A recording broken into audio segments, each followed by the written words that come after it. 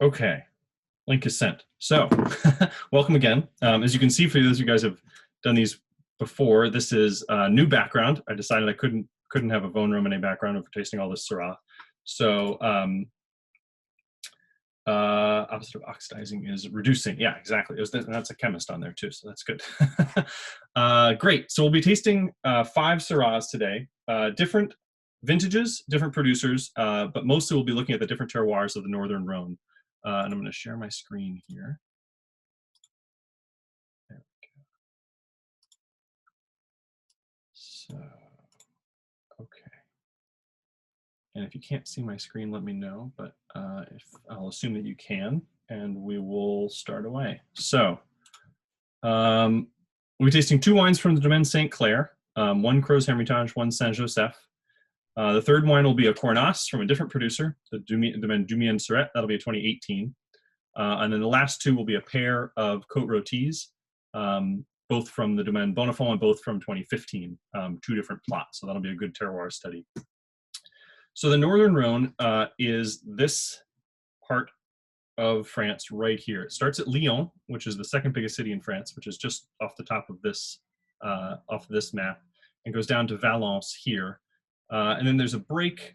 You can see a little bit. I'll go back to this one. A little bit of a break here, and then you get to the Southern Rhone Valley, which is where most of the more famous Rhone wines, like Rhone blends, Côte du Rhone, Châteauneuf-du-Pape, Gigondas, that kind of stuff is. So the Northern Rhone is this very skinny region. It's about 50 miles from the top to the bottom, not very wide, as you can see, and it kind of follows the Rhone River as it goes just about due south. The first wine we're going to try is a Crozes Hermitage, and Crozes Hermitage is the region that surrounds the much more famous hill of Hermitage, which is in fact what you see behind me and what you see in this picture here. This is the hill of Hermitage, which is a small appellation right next to the town of Tain-l'Hermitage. Crozes Hermitage, you can see here, goes a little bit around it, and it's the easiest way to describe it is kind of a JV version of Hermitage, or maybe a 3rd string or 4th string version of Hermitage. It's wines that don't nearly have the same complexity or ageability, but offer really nice early drinking and at a much friendlier price than Hermitage. If you've ever seen Hermitage on a wine list, you'll notice they're not giving it away. So the winemaker here is Denis Basset. And please, I often forget to tell you, please start tasting these wines, particularly the first 2, because the first 2 wines we'll be having are from Basset. Basset is the guy on the right there. The guy on the left is my dad. And Denis Basset is an interesting guy. He actually came to winemaking a little late in life. His family owned and still owns a flower and fruit business where they grow fruit and grow flowers. The area just south of the Northern Rhone in general, actually, but just south of Tain-l'Hermitage is very lush, green area with a ton of fruit growing, apple orchards, pears, lots of fruit comes out of that area, and lots of flowers that are cut flowers, and then flowers that are potted flowers that are shipped around France and around Europe. So his family was in the flower business and the fruit business, and they grew grapes, but they just sold them all to a local cooperative.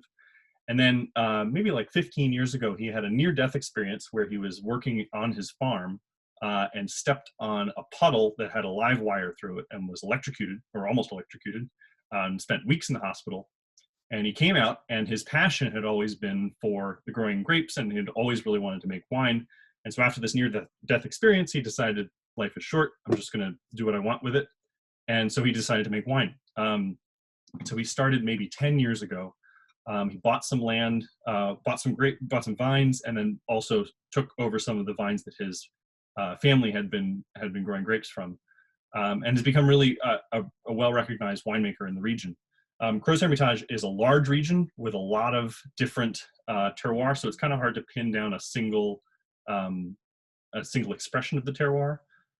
It's a little easier to say that it's Syrah grown in clay limestone soil, but the mark of the winemaker is really more what you get with the Northern Rhone, with Crozes Hermitage. So this cuvee is the cuvee Fleur Enchantée, which is a homage to his to the flowers that his family grows. One of his other cuvées is called Étincelle, which means sparks, which is a reference to his near-death experience. So he has a good sense of humor. So this is 100% Syrah, as well as with all the wines that we're tasting today. And Basset is totally biodynamic and organic, so very low intervention in the vines. This cuvee in particular is from 50-year-old vines, or 55-year-old vines, which is quite old for the region.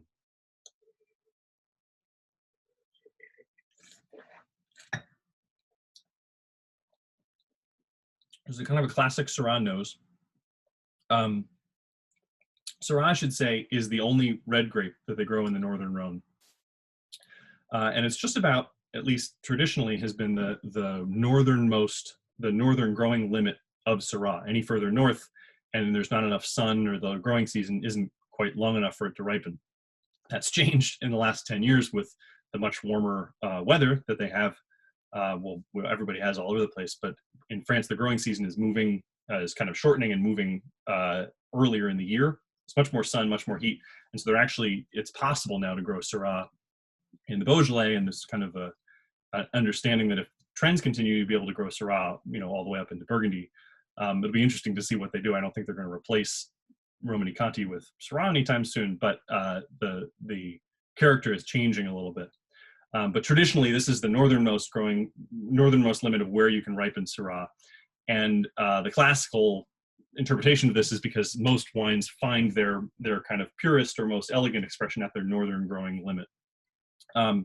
Gros Hermitage is kind of a wine that, I would say if you see it on a menu, it can be a little bit rustic, a little rough around the edges.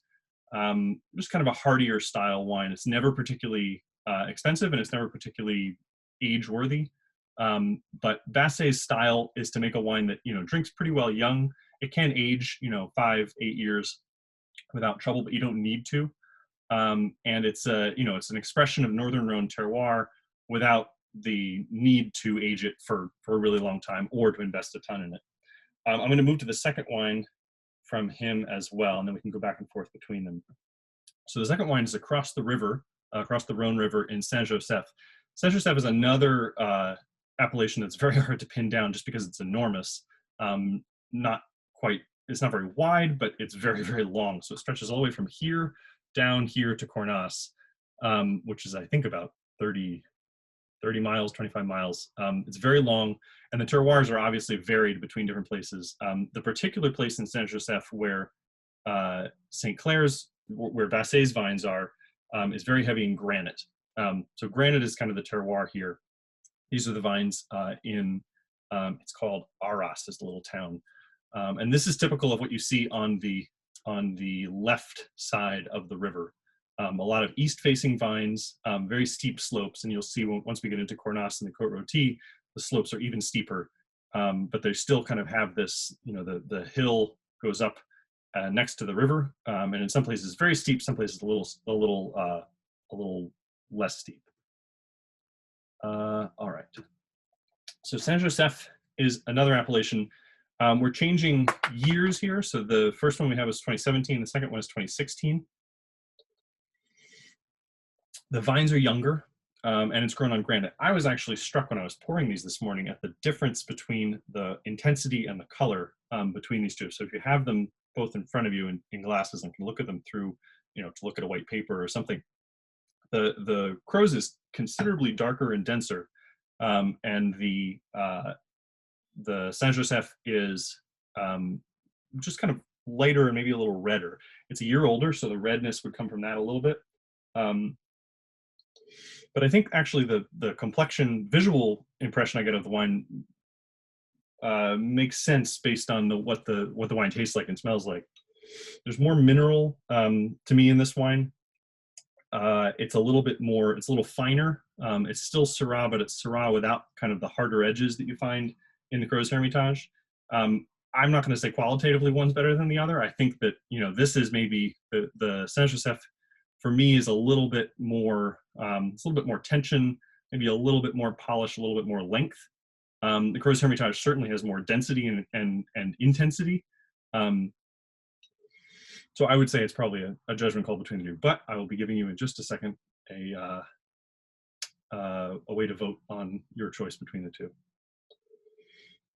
Okay, so I've been talking for a while. If anyone has any questions, please text them in. I should say that these are two quite large appellations comparatively to when compared to the rest of the Northern Rhone. You can see here. So Creuse Hermitage stretches from here down to here, and it's 1,700 hectares. Saint-Joseph from here to here. It's longer, but it's actually skinnier, so it's 1,300 hectares. And then when we get to Cornas, we'll be talking more on the scale of 140, 150 hectares. So a fraction of the size between those two. If anybody has any thoughts on these two, please text them in or please chat them in. Basset is a really interesting winemaker. He's he's never on time, and that goes for his emails. When we order from him, when we taste with him, he's charming and you know, lovely guy, and really an impressive winemaker. He's just kind of very passionate. He's kind of up in his head a lot.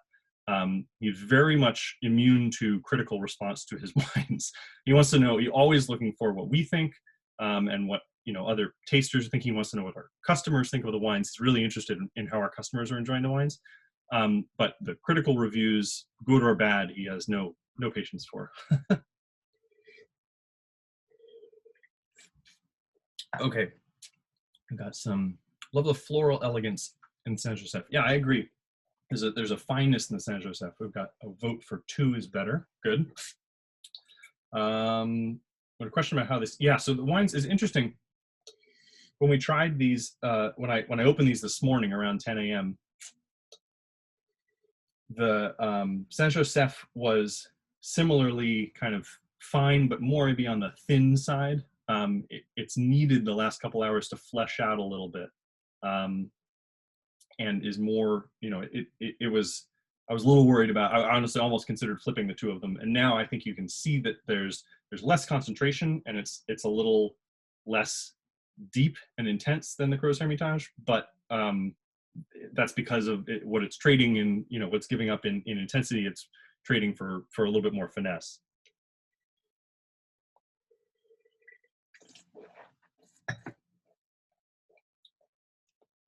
I should say both of these wines are totally destemmed.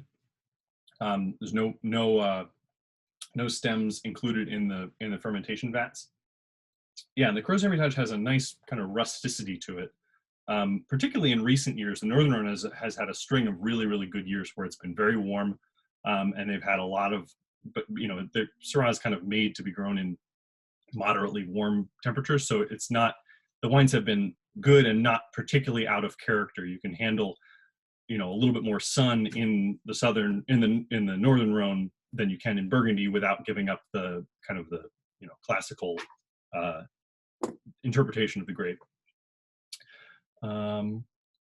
We've got Creuse Hermitage with food, Saint-Joseph for sipping. Yeah, actually, and it's funny, that was the exact opposite impression I got this morning.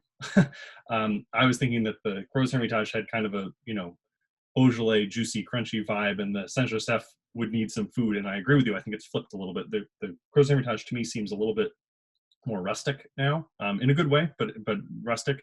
And the Saint-Joseph has really come into its own with a little bit more finesse and a little bit more, yeah, it doesn't kind of need food to knock off the hard edges that maybe the Creuse does. Okay, let me let you guys vote on this. All right. Okay, so which of the 2 did you prefer, the St. Clair, Creuse Hermitage, or the Saint-Joseph? And I should say that the Saint-Joseph the plot is called Abîme d'Enfer, which means the depths of hell. And I don't have a picture of it. That picture is a picture from Arras, from the region, but not from the exact plot. And it's called the depths of hell because it's grown in this extremely steep valley. It's also a tiny plot. He makes 500 or 600 cases, no, 400 cases of this a year. It's a really small plot. He calls it his jardin, which just means a garden. It's a tiny little place. But I think he's, you know, most of the wine that he makes is from Creuse Hermitage, but he has a soft spot for the Saint-Joseph. Okay, we've got most people voted here, and oh, still coming in. We know all about votes still coming in late. Anybody needs to mail in their ballot, I'll give the address later.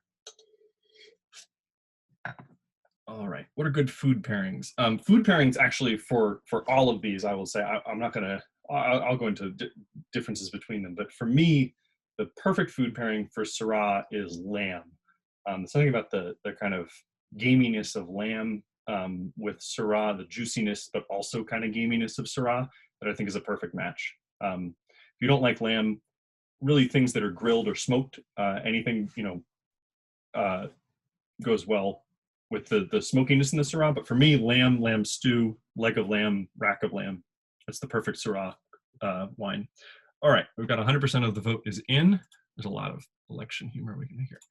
So we'll share the results. Saint Joseph wins 12-10. It's a pretty good split, almost exactly even. So it wins by a nose. All right, let's move to any other questions on these two before we move on to Syrah? And of course, again, these are all the same grape. I encourage you to go back and forth between them. All right, let's share my screen.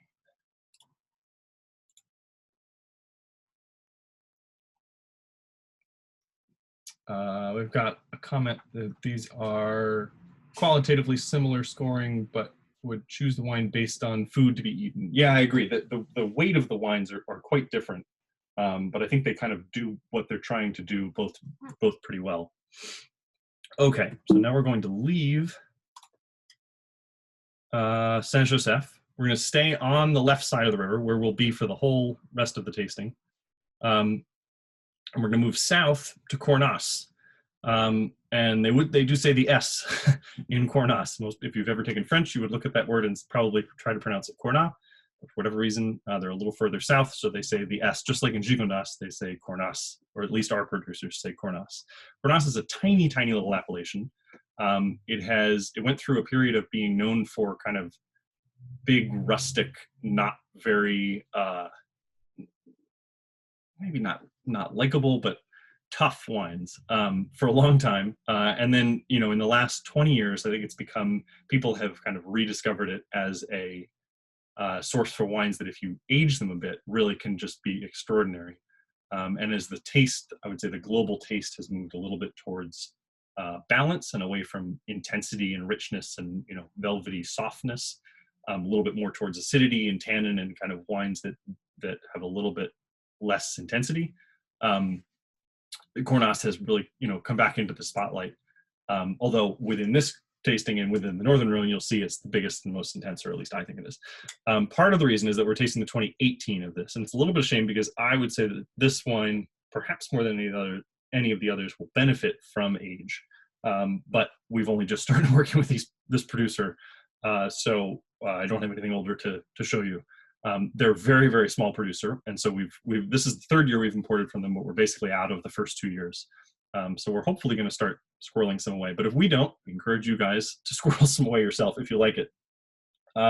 So from Arras right here down to Cornas is about 14 miles. Cornas, as I said, is tiny. It's 140 hectares of vines. There's only about 50 winemakers in here. And really you can see on this map, these are individual houses. So if you're driving down the Rhone here, if you're lost in a podcast, this is about 5 minutes to get from one end to the other, and you can blow through Cornas without even knowing it. The winemaker here is the domaine Dumien Surette. This is Nicolas Surette here. He works with his father Gilbert, and they're the seventh.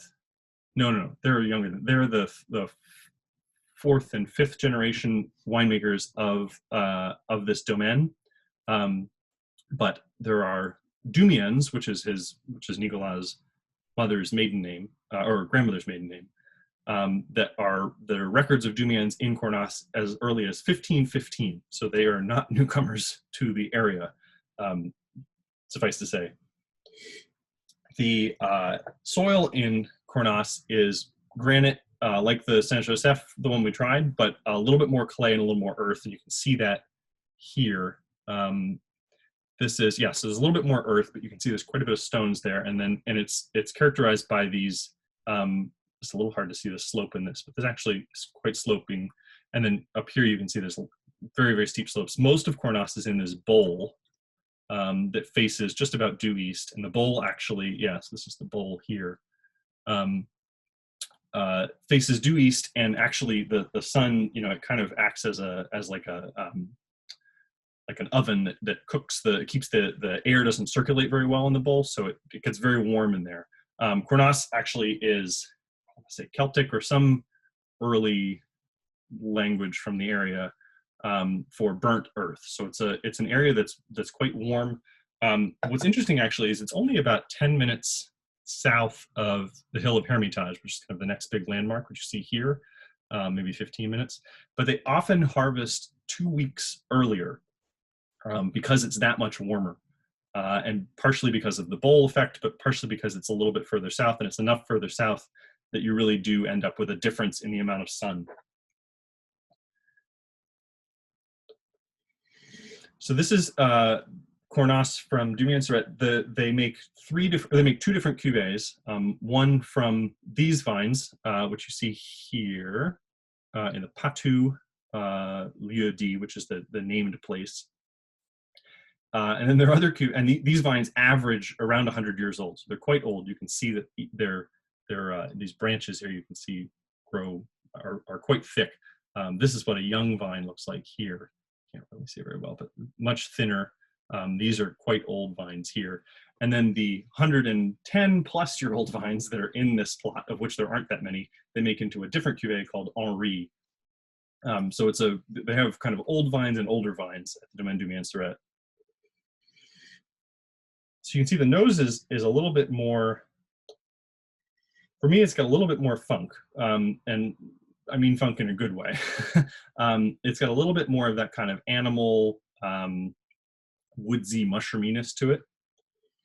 There's that kind of fruit and spice, maybe a little bit of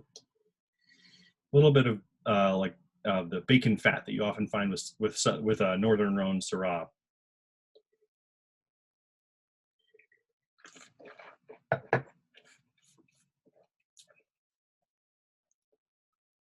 Yeah, and you can see in the mouth, it's real big. It's a really nice, the tannins are certainly young, this is 2018, but I think they're kind of nicely, they're nicely knit together. They're kind of, the tannins are fine and are not raspy. For me, Cornas, this is a way to see Cornas, and I wanted to have a Cornas in the tasting, just to represent the appellation. If you have these wines between 5 and 15 years out, maybe between 7 and 15 years out, they're an entirely different animal. You get a little bit more of that kind of funky animal quality to them. The French call it sauvage or animal, and there's more. You get more of that and a little bit less of the fruit, a little bit less of that jammy, plummy fruit. But I think Cornas is a lot of fun. It's never going to be a particularly subtle wine. And as they age, even as they get a little bit mellower in terms of their tannins, the aromas and the kind of really unusual spice and funk and stuff that you get out of them is kind of what the charm of the appellation is. We've got we smell apricot. Yeah, honestly, you could put anything into what you smell, and I would tell you that you're right, because if you can imagine it, it's in Cornas. These guys are quite small. They use some stems just to kind of give the wine a little bit more, because it's very, very ripe, because it's so hot, and so they use some stems. And when I say that, they don't take the stems out of the fermentation tanks when the wine is macerating, when it's soaking the grapes and the skins together. Winemakers decide whether to use stems or not. And when you use stems, the stems have to be perfectly ripe, or you get the wines that taste kind of green or woody. If you don't use the stems, you get much more juiciness, but you sometimes want a little less juiciness. And so in a hot year, in a hot area, they use a little bit of stems to give the wine a little bit of backbone.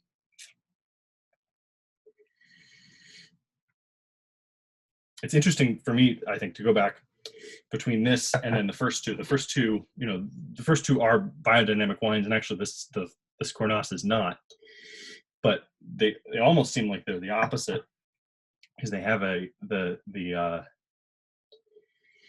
just the complexity and kind of earthy, interesting stuff going on in the Cornas is a marker of what the appellation is like. I should have had an up or down poll if the Cornas is too weird for people. I love Cornas, and I'm certainly glad that we included it. But you can see it doesn't quite have the polish that the other two have. It's just, it's a wine about kind of power, intensity, and just exotic combination of spices. And I will say that the 2 years ago we had the 2 years ago in 2018 we had the 2010 of the Domaine Surette of this Cornas, and that's the nice thing about them. They really only make the 2 cuvées. They're very small. Their whole production is 600 cases a year, which explains why we don't get very much of it and why we don't have any more of it left. But the 2010 in 2018 was, I think, for me, it was the wine of our entire tasting trip, and that's covering 200 or 300, 500 or 600 different wines that we tasted over the course of a trip. It was the wine of the trip. I thought it was just the complexity and the finesse and the kind of matching intensity, fruit and spice and earth and woods, and it was wonderful. So I would say if you like Cornas, it looks like some people are enjoying the Cornas now. So if you like the Cornas now, that's great. If you don't like it now but you're intrigued by it, give these wines even 4 or 5 years in the bottle, and they just transform into these weird, wonderful things. Okay, I'll stop talking about the Cornas. Okay, so we're going to move north now to the Côte Rôtie. Before I forget, take out your phone and grab a picture of your tasting setup. And I'm going to text my phone number into here, and if you can text me or respond to the email. And send me a picture of your tasting setup. I'll post one too. And what I've been doing actually recently is I've been posting the recording of this tasting as a YouTube clip on our site, on the site that I'll send you the link to, on the page on the site. And then I'll post a bunch of the tastings of the fellow pictures from this tasting so we can share them. Picture here. Okay, great. So now we're going to move north to the Côte Rôtie. And so we're changing terroir. We're obviously going north. That's about an hour actually to drive from Cornas to Côte Rôtie. You can do it on the left side of the river, which takes a long time, but is lovely. Through all these little towns up here, through Saint Josef and Condrieu, and finally up to Ampuis, which is this town here, which is the heart of the Côte Rôtie. Or you can hop across the autoroute, across the river and get on the autoroute in Valence and go just zoom up there. But actually that way takes an hour, probably takes an hour and a half to go the slow way on the left side. And I should say, before we leave the south of France, or the south of the Côte Rôtie, one important note: if any of you is ever in Tain-l'Hermitage, which is this town here at the hill of Hermitage, and it's the one that's in the background of the photo, there's a restaurant that I'm going to text into here that is worth a detour to go to this restaurant. And if you're anywhere in the area and have an excuse to stay there, the town of Tain-l'Hermitage and across the river, which is Tournon, I think, they're kind of twin towns on either side with this bridge in the middle, are not particularly interesting towns. They're there kind of as wine tourism hubs. But there's a restaurant called Mangevin, I think it's called, that's very hard to get a reservation at. It's not particularly expensive. It's not a 3-star. It doesn't have any Michelin stars, but it is just perfectly phenomenal food. And if you were in the area, I highly recommend it. Mangevin. It's France, so they're only open 2 days a week, and neither of them are Saturday or Sunday. But if anybody's allowed to travel again, and if you find yourself in Tain-l'Hermitage, highly recommend it. Okay, moving up north to Côte Rôtie. So these wines are both going to be very close together. They're the same grape, obviously, same producer, and same year, 2015. So part of what you'll see here is a little bit of bottle age in the wines that we hadn't really seen in the first 3.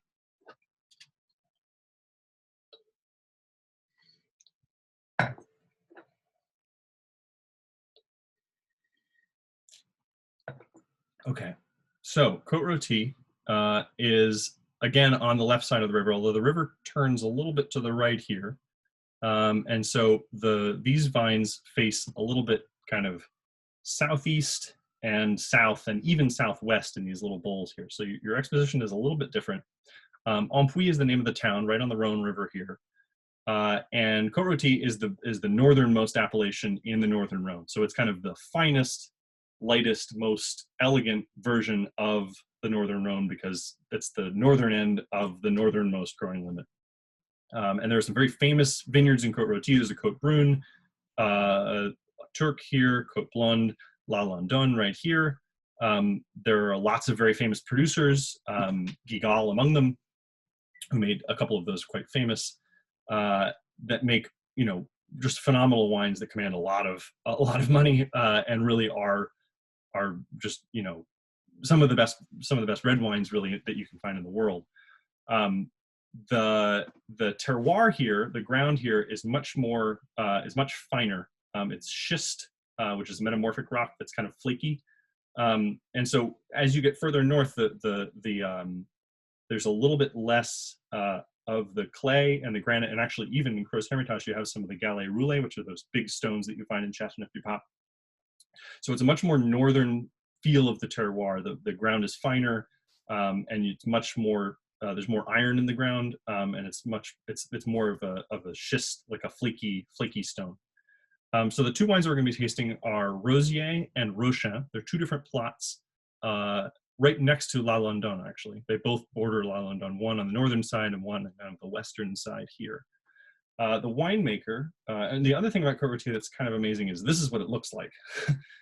It's extremely steep, and so they have to build these little terraces in. You can see here, and this terrace here you can see only has one row of vines, and then another terrace, and another row of vines, another terrace. So it's not an easy place to farm, not an easy place to grow. I don't know why someone decided to grow grapes here for the first time, but I do know why they did the second time, because the wines that come out of here are remarkable. And I should say vines have been grown here since before the birth of Christ. So BC, Pliny the Elder wrote about wines from this area in 50 AD. So this is a very, very old wine growing region.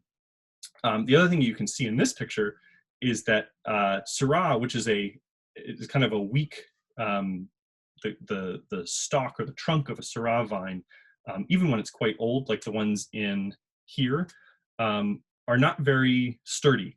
So they kind of they're susceptible to being bumped or being knocked over by storms.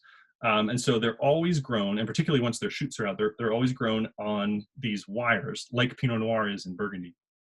The thing about these wires, though, in Burgundy you can grow in these wires. In the northern Rhone, in the Côte Rôtie at least, you can't because it's too steep and the wires don't work. So they actually have to grow them on these stakes. And so every vine has one or sometimes two stakes, depending on where it is. And as the grapes, as the shoots come out, they wind around these and they're tied to these stakes. But winemaking in Côte Rôtie in particular is extremely labor intensive. You can't draw any tractor. You can imagine you wouldn't want to be on a tractor on a hill that looks like this. And so everything is done by hand. All the pruning, all the harvesting, all of the vineyard work, all these stakes have to be put in entirely by hand. All the when the vine dies has to be pulled out by hand. So there's just a remarkable amount of work that goes into these wines, that I'll just mention as something that you should know that goes into the wine. So the winemaker here is Christophe and Patrick Bonifant.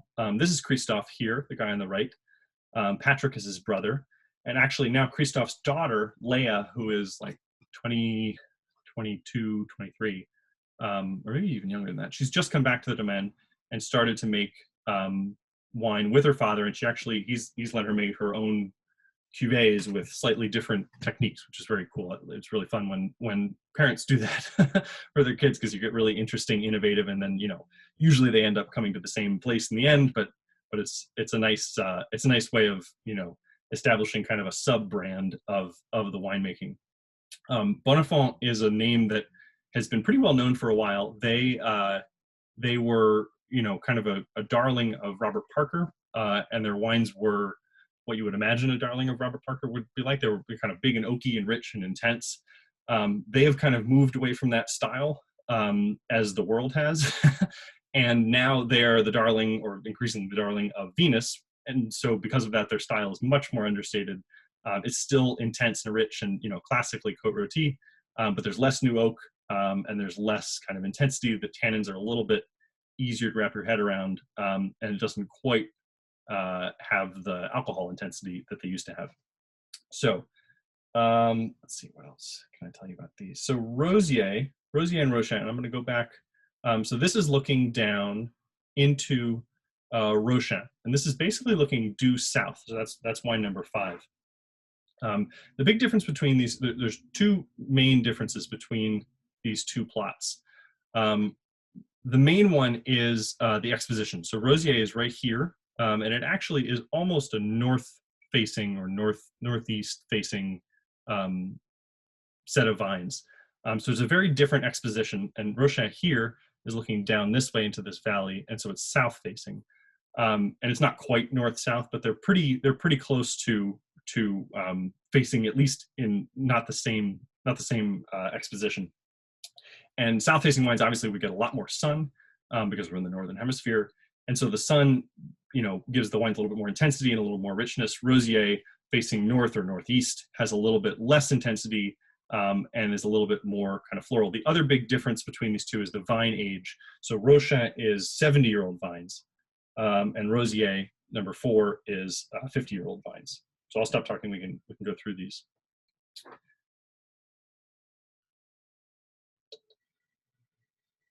The nose on the Rochin or in the Rosier, number 4, I think is lovely. It's almost Burgundian. Has a little bit of violets, maybe a little bit chocolate.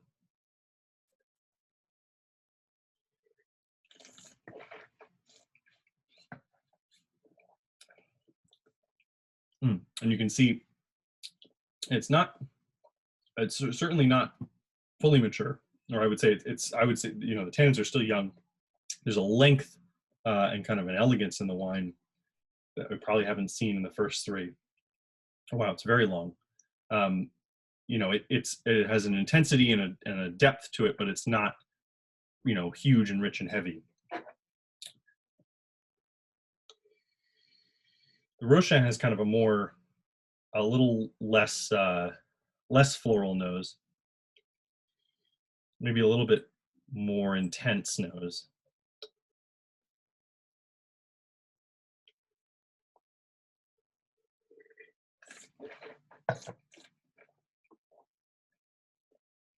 And I would say a more intense mouth too.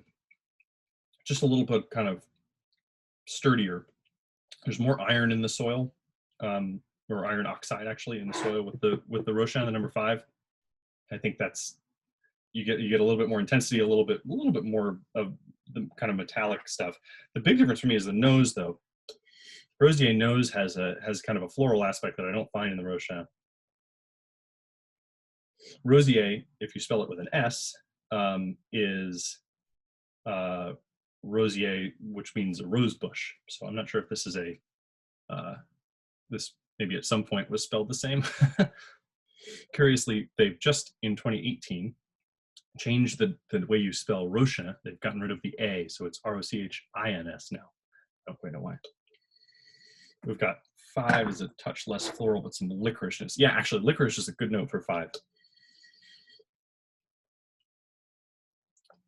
For me, this is a good kind of explanation of what Northern Rhone Syrah is like, because there's big dark fruit and intensity, but there's kind of a lift with all these wines that they aren't they're not Merlot. They're not smooth and velvety and kind of mouth filling in a way. They have tannin, they have tension, they have kind of precision. And for me, that's an accurate expression of Northern Rhone Syrah.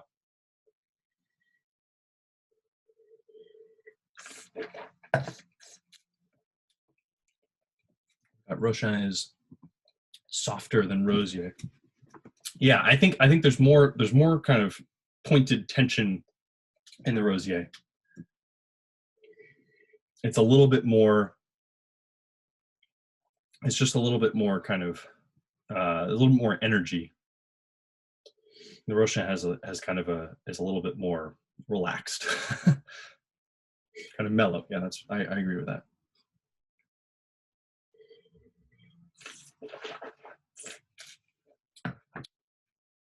It was very interesting.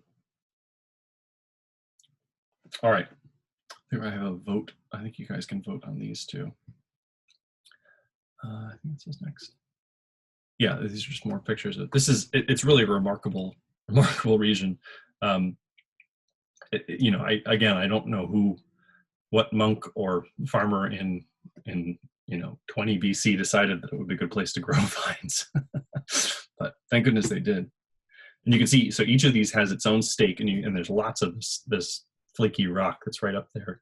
And it really, even if you're not carrying any tools or let alone a harvesting basket, it's quite difficult to walk on these things, and you can see why they wouldn't bring a tractor down, because it would just fall over.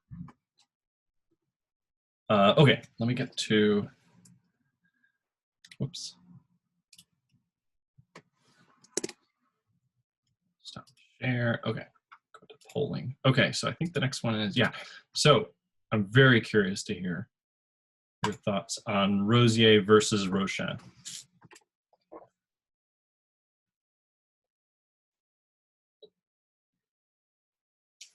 It's kind of a yin and yang of Côte Rôtie Syrah.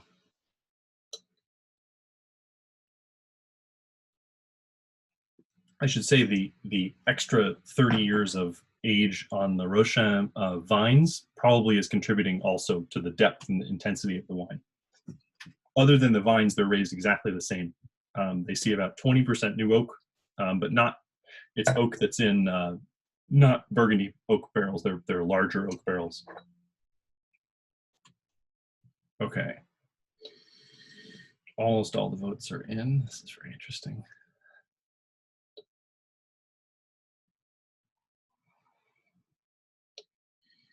We have someone, drinking out of the Grassel glasses. Good.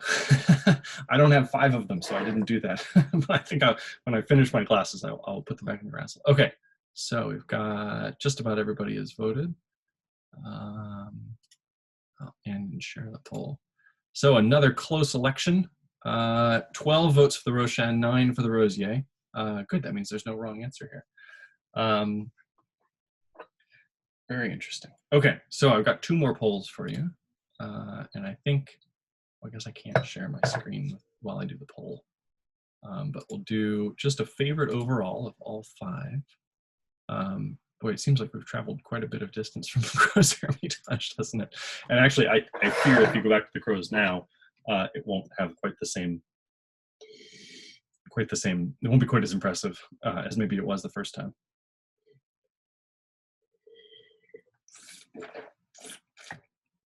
A little rougher around the edges, but still pleasant.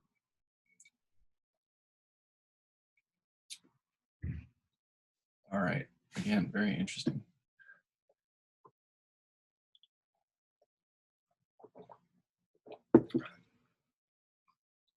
Okay, I'll give a couple more minutes or a couple more seconds for people to vote here.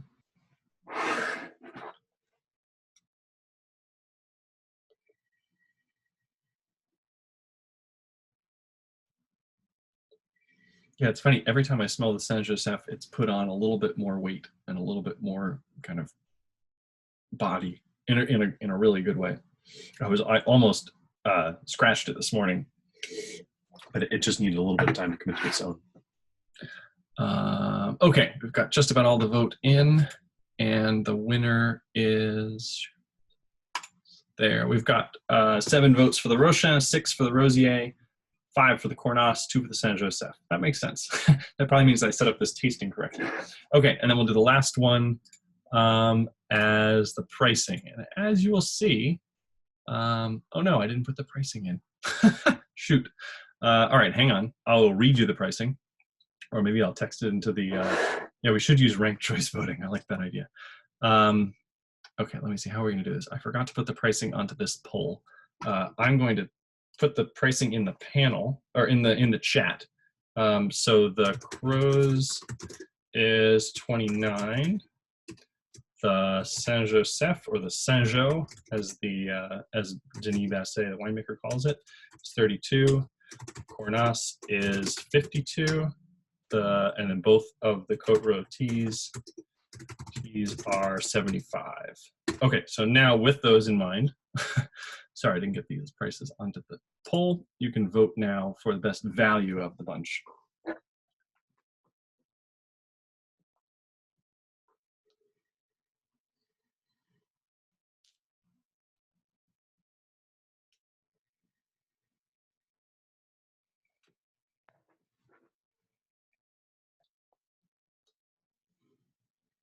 And the Cornas continues to just add other little notes.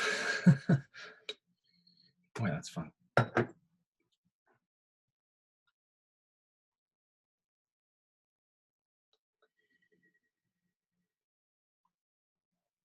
Okay, yes, question about decanting. Yeah, I would say all of these, as you can see from how they have reacted to 6 hours open and 49 minutes in the glasses, if you poured them right at 4, all of these are candidates for decanting, and I think would benefit, quite a bit from decanting, even a couple hours of decanting. The main thing you get from decanting, or a lot of what you get from decanting, is just pouring it out of the bottle and that bit of air. But you can, if you keep it in a decanter, particularly one with a wide surface area, you can expose it to a lot more air. Okay, we've got this poll over. We have a clear winner. Saint Joseph wins with 10 votes. Then next, the Cornas with 5 votes, 2 votes for the Crozes Hermitage, and a vote each for each of the Côte Rôties. Excellent. Yeah, the pricing, I will repeat again. I put it into the chat, but the Crozes Hermitage is 29, the Saint Joseph is 32, the Cornas is 52, and both Côte Rôties are 75. And I will send you guys a link to this. So let me just, I think that's all the polls. Yeah, that's all the polls. I'm just going to share my screen so I can show you the list here. Yes, yeah, I had the prices are all here. Didn't move them to. So as with the last tastings we've done, these will all be on the website, and I'll send you a link to the page for this tasting. And they're all 15% off for a day, for 24 hours. The discount ends, I think, Sunday night at midnight. So if any of these spoke to you guys. It's also interesting, we have, for those interested, this is the only vintage of the Crozes Hermitage we have. We're about to get the 2018 in this week, along with September futures. So if any of you ordered September futures, those are coming in this week. They should be available next weekend. The Saint Joseph, we also have 2015 in, which I think, based on this 2016, the 2015 should be really excellent. Cornas, that's the only vintage. And then the Rosier and the Rochin, we actually have quite a bit of vintages. I think back to 14. We at least have 14, 15, 16, 17, and then the 18 arrives this week. So if you were taken with either of the Côte Rôties, you could do a vertical, at least a small vertical of these, because the vintages have all been really good recently, but quite different. Okay, so I think that's. Oh no, so then there's 2 more tastings we're doing this year. The next one is kind of the southern counterpart to this one. Which is Southern Rhone Red. So we'll be tasting 2 Chateauneufs, 2 Gigondas, and a Séguret. And that is not next Saturday, but the Saturday following, the Saturday before Thanksgiving, the 21st.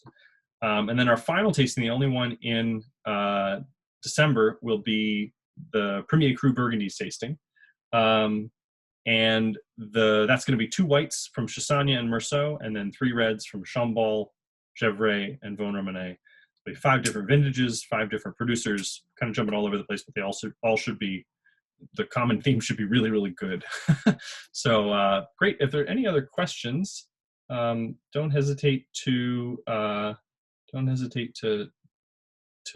text them in now, or chat, or reply to an email. I'll send an email with a couple of these links. But thank you guys again for joining. Even on a warm day, to dig into some Syrah. I hope you guys have good toothpaste, because you'll see your teeth are going to be quite dark after this. But yeah, thank you guys again for joining, and I hope to see you at a future tasting.